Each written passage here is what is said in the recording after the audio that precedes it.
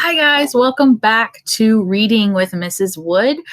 Today, we're going to learn the very last thing about fairy tales before you will take your assessment tomorrow. So, over the past few weeks, we have been talking all about fairy tales. And as you can see on the screen, we've talked about all of the things that fairy tales have. So, say them with me. First, we said that all fairy tales have good and evil characters.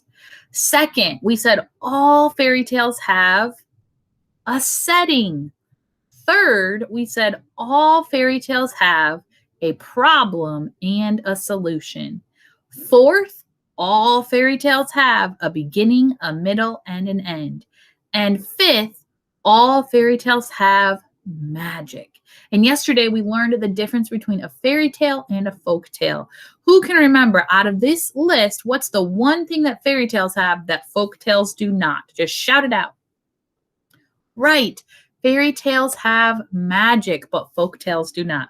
Both stories were started by people simply telling them over and over again.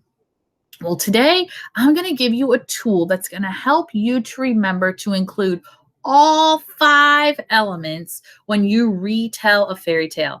And I'm going to show you how to use the tool when you retell.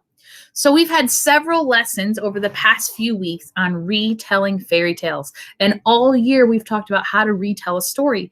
And we know that retelling stories is so important because it shows that you really understand the story and that you can put the story into your own words without having to read it again from the book. So I made each of you a retelling bookmark in your week 7 day 3 packet.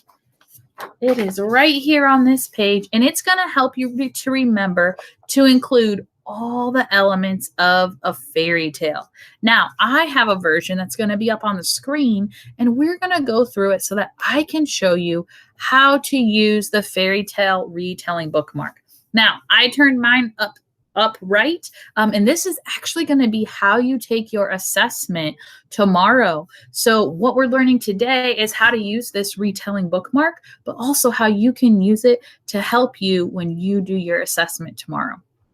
So when we retell a story, we want to make sure that we include all of these parts. And since we're telling a fairy tale, we want to make sure we include magic. So I'm going to show you how I would use this to retell the story of Jack and the Beanstalk. And if you want to pause in between each one and see what you would say, and then check my answers to see if you were correct, that works too, so you can get practice at doing this already. So the characters in this story of Jack and the Beanstalk were who? If you want to practice on your own, pause the video here. If not, keep watching and I'll show you what I had to say.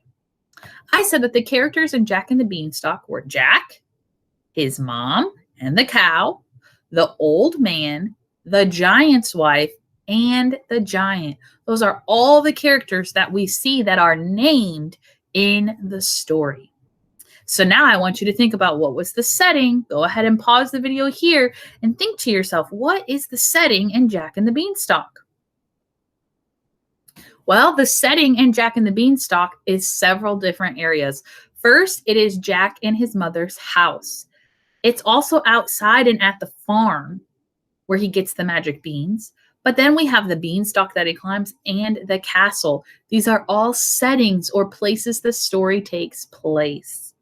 So now I want you to think, this one's a little bit longer. What happened in the beginning, the middle, and the end of the story? Pause the video here and talk it out loud. Try to think about what happened in each parts of the story.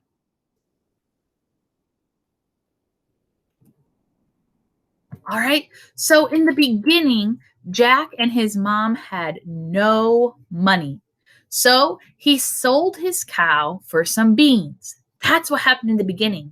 But then in the middle, the beans grew into a beanstalk, and Jack climbed that beanstalk to visit the giant at the castle, and he took all of the golden things.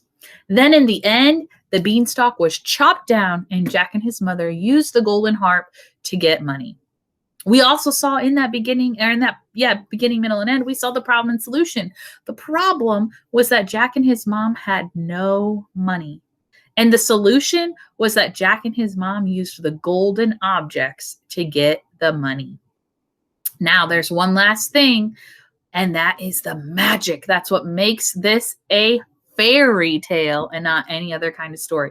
What was the magic in this story? Right.